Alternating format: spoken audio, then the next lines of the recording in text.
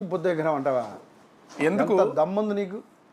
అంటే వంశీకృష్ణ గారు ఎందుకు మరోపక్క చూస్తే మీరు అంటే చాలా కూల్గా మాట్లాడుతూనే మంత్రి అమర్నాథ్కి చాలా ఘాటైన హెచ్చరికలు జారీ చేస్తున్నారు. అంటే మీకు మీకు నేను మధ్యన మంత్రి రాజకీయ అమర్నాథ్ని వ్యక్తిగతంగా ఏమీ లేదు కదా, ఎందుకు కోడిగుడ్డు మంత్రి అని మీరు కూడా విమర్శిస్తున్నారు. ఏ రోజు నేను మంత్రిని కోడిగుడ్డు అనలేదు, లేకపోతే ఇంకో విమర్శించలేదు.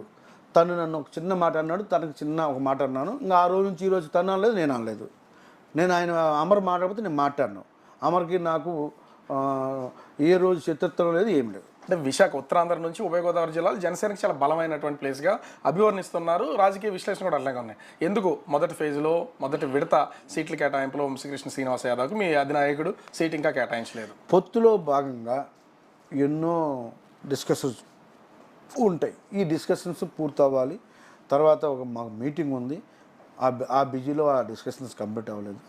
సో నేను ఎక్కడ కంటెస్ట్ చేయాలనుకున్నది పవన్ కళ్యాణ్ గారి యొక్క ఆలోచన విధానాన్ని బట్టి ఉంటుంది.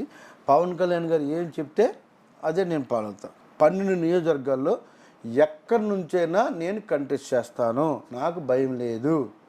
సో నేను క్లియర్గా చెప్తా ఉన్నాను, నేను దానికి రెడీగా ఉన్నానని కూడా చెప్పాను. ఇదంటే ప్రతి కుక్క ఒక రోజు వస్తుంది అంటారు కదా, ప్రతిరోజు ఒకరికి అలాగే వస్తుంది. ఆ వచ్చిన రోజు మాత్రం మీరు సఫర్ అవుతారు. మీకు నోటికి వచ్చని పెడితే మాత్రం మిమ్మల్ని కాపాడే శక్తి కూడా ఏముండదు.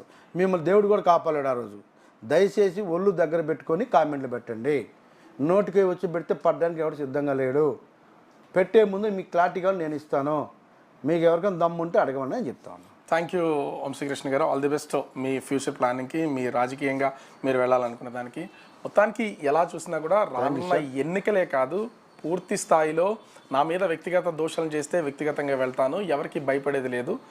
ఎన్నికలకు సంబంధించి పార్టీ అధినేత ఏది ఆదేశిస్తే దాన్ని ఫాలో చేస్తాను, ఖచ్చితంగా గెలిచి తీరుతాను, నాతో పాటు మిగిలిన వాళ్ళని కూడా గెలిపిస్తానని వంశీకృష్ణ శ్రీనివాస యాదవ్ చెప్తున్నారు.